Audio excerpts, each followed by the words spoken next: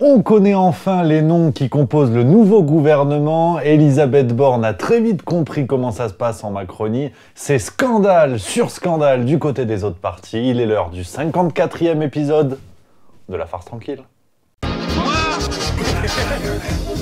Taisez-vous. Non mais cet homme est ahurissant. Porte-parole du gouvernement. Que vous venez de faire, c'est super. Chers amis, avant de vous expliquer les raisons de ce bien curieux accoutrement, n'hésitez pas à soutenir Juste Milieu, vous êtes de plus en plus nombreux, ça c'est complètement fou, l'aventure est absolument zinzin, c'est un petit clic sur le bouton s'abonner, je sais que ça fait chier, tout le monde vous dit ça, mais c'est très important. Pour que Juste Milieu se développe et grandisse, n'hésitez pas aussi à foutre un petit pouce bleu sur la vidéo, ça mange pas de biscottes et ça fait plaisir à tout le monde. Vous l'aurez compris, un 54e épisode un petit peu spécial de La Farce Tranquille, votre émission 100% politique tous les mercredis sur Juste Milieu à 18h. Qu'est-ce que c'est que ce tricot ? Je me disais encore hier soir qu'il manquait quelque chose pour descendre les poubelles. Alors avant d'attaquer les réjouissances, oui, qu'est-ce que c'est que ce tricot que vous pouvez admirer sur ce corps galbé et néanmoins cocasse? Un t-shirt à l'effigie de notre Seigneur, roi à tous. Je vous le montre un petit peu, admirez. Je vous explique tout. Alors voilà, pourquoi pas de chemise bleue aujourd'hui, patatras, tout ça est à cause de nos amis spectateurs qui regardent Juste Milieu sur Twitch, vous le savez, tous les mardis et vendredis à 11h30, c'est le Juste Bistrot, on se retrouve pour parler actu, faire des blagues, je peux vous dire qu'on ricane comme jamais. Si vous voulez nous rejoindre, le lien est tout en haut de la description, vous avez qu'à cliquer, ça se lance automatiquement au moment des émissions. Puis il y a des petits défis, parce qu'on déconne avec les gens, on papote, il y a des petits défis, bon bah là j'ai perdu.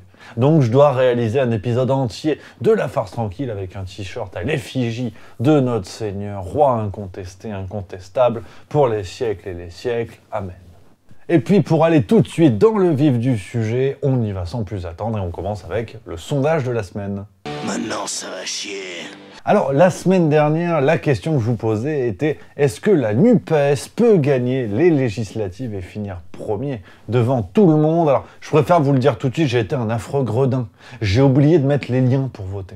Oh le nulos. Je souhaiterais... Ah non, quand je vous dis que je suis con, c'est pas une invention. Donc, je les ai rajoutés un petit peu tard, mais il y a quand même quelques personnes qui ont pu voter pour nous donner une tendance. Le résultat, c'est oui, 190 votes. Et pour non, tu vois, j'ai les onglets sous les yeux, bel onglet de bœuf, 225, donc c'est assez serré. Alors, cette semaine, nouvelle question. Elisabeth Borne, Première ministre, oui ou non? Est-ce que vous y croyez? Est-ce que vous aimez bien l'idée? Est-ce que ça vous chauffe? J'ai bien fait gaffe, les liens sont tout en haut de la description cette fois. Vous pouvez y aller. Et puis, résultat, la semaine prochaine.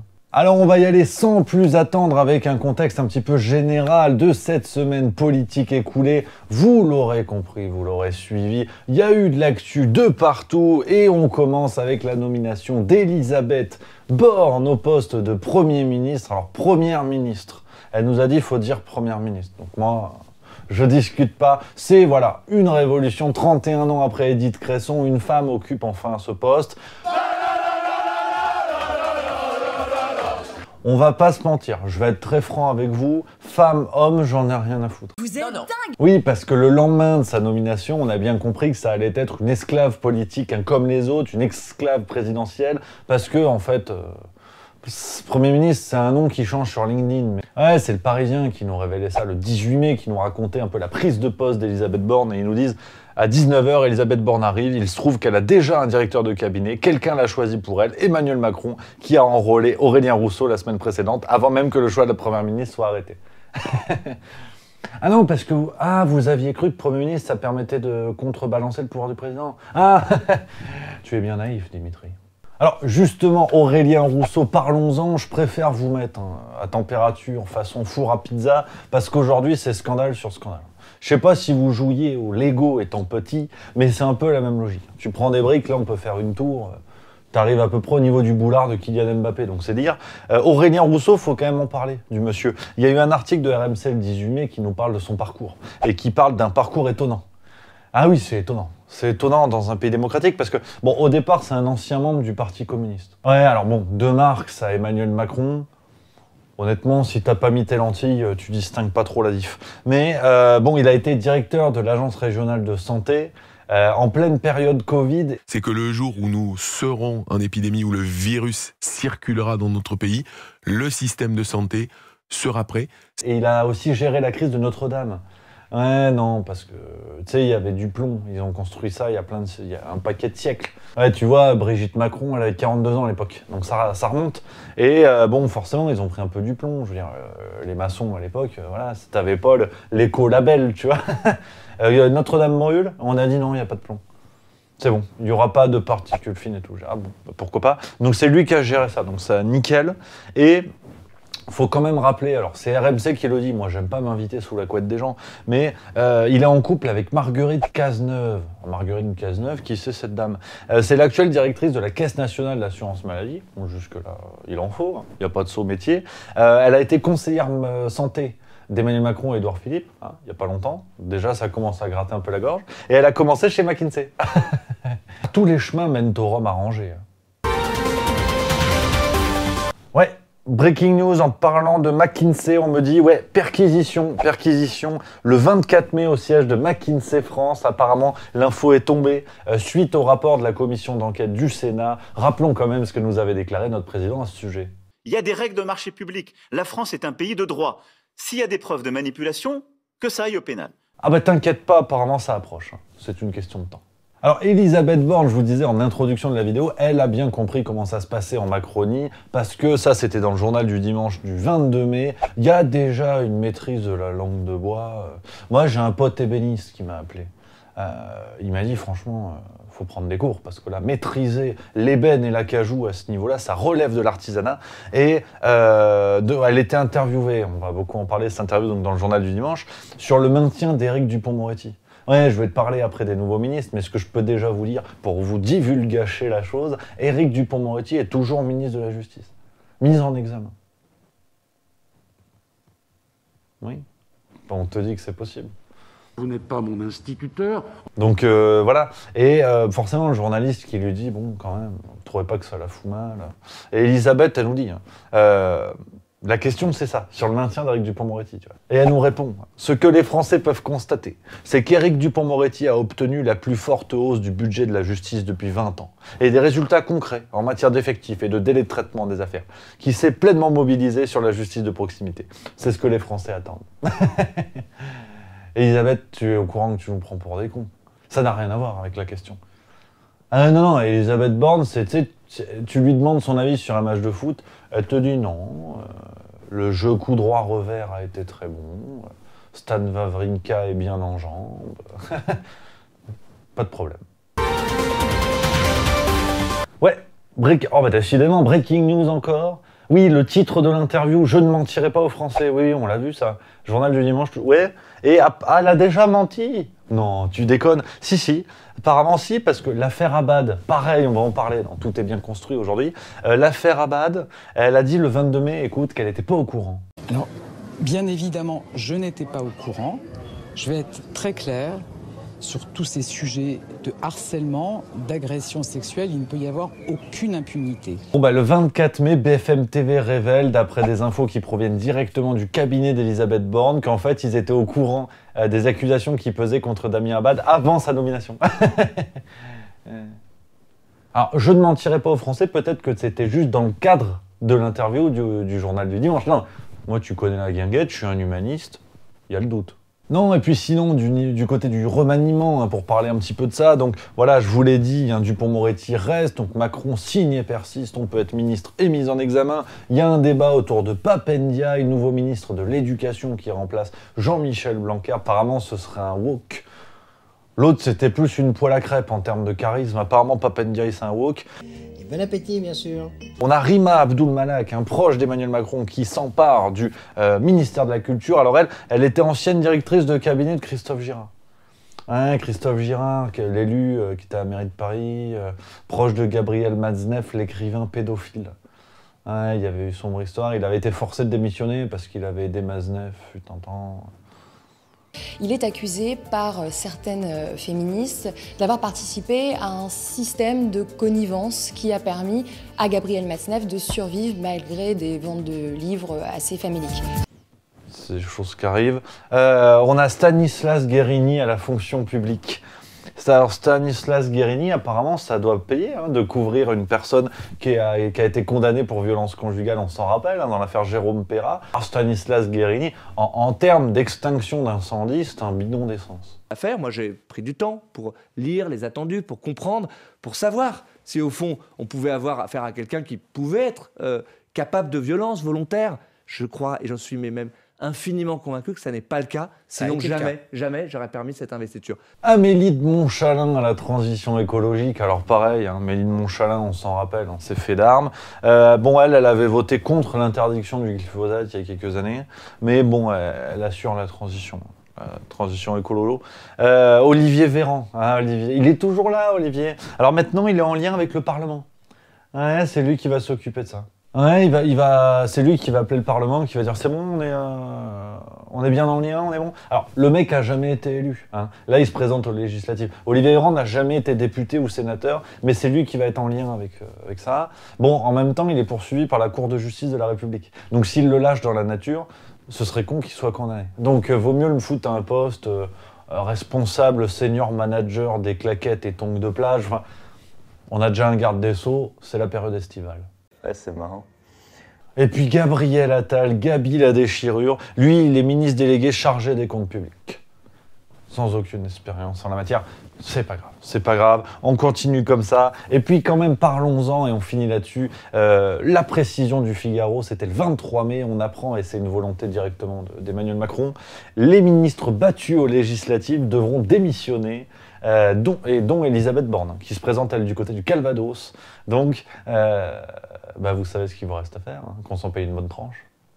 Allez, foutez-moi tout ça dehors, dégagez-moi 12. Alors, on va commencer l'actualité des autres partis pour parler un petit peu de tout le monde, et on va commencer avec le Parti Socialiste. Bon, alors pareil, longue descente aux enfers, mais ils ont déjà passé les enfers. Après, c'est bretelle autoroute, Montélimar-Limoges. Puis tu finis dans la biographie de Roselyne Bachelot. Donc vraiment, là, c'est le cœur des enfers. C'est l'opinion du 19 mai qui nous apprend que François Hollande réfléchit encore à 2027. Alors, moi, sincèrement, tu pouvais arrêter la phrase à François Hollande réfléchit, que déjà, je trouvais que c'était bien. Déjà, c'était une première info. Mais à 2027, tu sais, j'ai fait comme ça, après j'ai fait... Enfin si, j'ai refait comme ça parce que ça peut être très drôle. Ouais, voilà, donc au Parti Socialiste, tu vois, j'ai l'impression que... En fait, c'est le Marrakech du rire. Ils se disent, tiens, qu'est-ce qu'on peut faire de pire? François Hollande, Benoît Hamon, Anne Hidalgo. Après, tu as le choix entre les petits sapins que tu accroches au rétroviseur, à la vanille, moi j'aime bien, ou François Hollande. Ils ont dit François Hollande pour l'instant. Alors ça sent peut-être la vanille, mais il y en a un qui a un meilleur charisme. On continue du côté de la France Insoumise. Ouais, je sais, c'est NUPES maintenant, mais je fais partie par partie, parce que sinon on va plus s'en sortir. Côté France Insoumise, ça c'était le 21 mai, Alexis Corbière était l'invité de France 2, dans le plateau, sur le plateau des 4 vérités. Bon, alors j'ai pas compris. J'ai pas compris parce que la France Insoumise, il critiquait Jean-Michel Blanquer quand il était à l'éducation, parce qu'il était contre l'islamo-gauchisme, tout ça. Là, apparemment, t'as un mec du coup qui est pour, ça va toujours pas, écoute. Et là, d'un seul coup, on a un ministre qui est totalement en désaccord avec ça. Mais où est le vrai Macron? Parce que c'est lui qui décide. Il pense quoi, Macron, de tout ça? Il a laissé faire Monsieur Blanquer, et aujourd'hui, il nomme quelqu'un qui est intellectuellement... Moi, je le prends pour un homme rigoureux, Pape Ndiaye. Mais quelle est la cohérence? On comprend pas trop, mais bon, ça reste quand même moins bien que le taulier qui, lui, était l'invité du grand jury RTL, Le Figaro, Cochonou, Doc Martins, Ricard et Mister Cocktail. C'était le 22 mai, et il a donné son avis sur le burkini. Ouais, c'est le grand débat. Éric Piolle, maire de Grenoble, a autorisé le burkini. Enfin, il a dit burkini, seins nus, au même endroit. Ouais, c'est deux salles, deux ambiances. Et Mélenchon, tu sais, on lui a posé la question, parce que forcément, il y a des accointances politiques, tu sais pas trop, tu vois. Bon, en même temps, en termes de rhétorique à la con, c'est un bon argument. N'importe quelle question qu'on peut te poser en tant que personnalité politique, tu peux dire ça, tu vois. Oui, monsieur Mélenchon, le budget des armées, il faut l'augmenter. Ah, je sais pas, je suis pas militaire. Monsieur Mélenchon, au niveau de l'éducation, est-ce qu'il faut mettre des tablettes ou on reste sur des cahiers? Ah, je sais pas, je suis pas professeur des écoles. Oui, monsieur Mélenchon, au niveau du gouvernement, que pensez-vous de Pape Ndiaye? Ah bah je sais pas, je suis pas Premier ministre. Enfin, pas encore. Mais vous dites qu'on a le droit de filmer. Mais vous dites qu'on a... Enfin bon bref, une autre qui ne trempe pas du museau, c'est Sandrine Rousseau, elle était sur BFM TV le 22 mai. Bon, elle nous a régalé. L'affaire Bouafs, on en a beaucoup parlé sur Juste Milieu, si vous avez suivi les dernières vidéos. Bon, bah là, t'as l'affaire Abad, on y vient. Et bah là, Sandrine Rousseau, là, c'est grave, elle a dit. Il ne peut pas être membre d'un gouvernement français avec 2 témoignages de femmes qui ne se connaissent pas, qui sont concordantes sur la manière dont elles parlent. Le temps qu'il y ait cette enquête, le temps qu'il y ait vérification des faits, le temps même potentiellement que la justice soit saisie. Ça n'est pas possible. Bouaf, enquête interne. Abad, scandale diplomatique. C'est comme ça. Et puis sinon, côté NUPES, on a aussi cette affaire, hein, l'affaire Jérôme Lambert. C'est Mediapart qui nous a révélé ça le 19 mai. Alors Jérôme Lambert, faut que je te présente le bougre. Il est médaille d'or de la députation. Le type a été député entre 1986 et 1993 et de manière continue depuis 1997. Ouais. Ah, il est député. Il roule à 7 200 € brut mensuels. On est d'accord? On est pas mal. On est sur un joli paquet de sesterces, ça depuis environ le 15e siècle. Ouais, tu te dis, le gars, bon, un jour, il se fait mal au doigt, il peut acheter une clinique. Et bon, il a été écarté par la NUPES, fut un temps, il a été abandonné au PS, on ne sait pas trop ce qu'il fait. Il est de gauche. Voilà. Retiens ça, parce que Mediapart a révélé que il vit depuis 25 ans dans un logement social de 95 mètres carrés avec un loyer de 971 €. Ce à quoi il a répondu, être logé à ce prix-là à Paris, j'estime que c'est déjà cher. Et il n'y voit rien de, je cite, choquant. Il est de gauche. Ouais. Non, moi, je soulève l'actualité. Après, si ça vous énerve, je suis pour rien. Mais bon, cessons avec ces diatribes d'un autre âge, parce que maintenant, c'est la Renaissance. C'est la Renaissance, on nous a dit. Et justement, parlons-en du parti présidentiel. Renaissance. Alors, ça renaît. Là, ça renaît. Ça René Coty. Le Figaro du 19 mai nous parle, alors c'est un autre Jérôme, c'est Jérôme Perra, cette fois. Lui, il avait tapé sa femme. Il a été accusé de violence conjugale. Il a décidé de retirer sa candidature. Il a décidé parce que, bon, il y était allé en toute connaissance de cause. Je veux dire, le fait qu'il ait été condamné, c'est pas un truc que tu oublies le matin. Si ça t'arrive, c'est qu'en fait, t'es Patrick Balkany. Tu te lèves, tu dis merde, je suis une ordure ou je suis plus une ordure? Je sais plus. Et du coup, tu t'avances, tu vois. Puis après, tu vas danser dans la rue en ayant dit la veille que t'avais un état de santé déplorable. Voilà, ça c'est possible. Jérôme Perra, donc, il s'est investi dans la campagne des législatives, il devait représenter le parti présidentiel.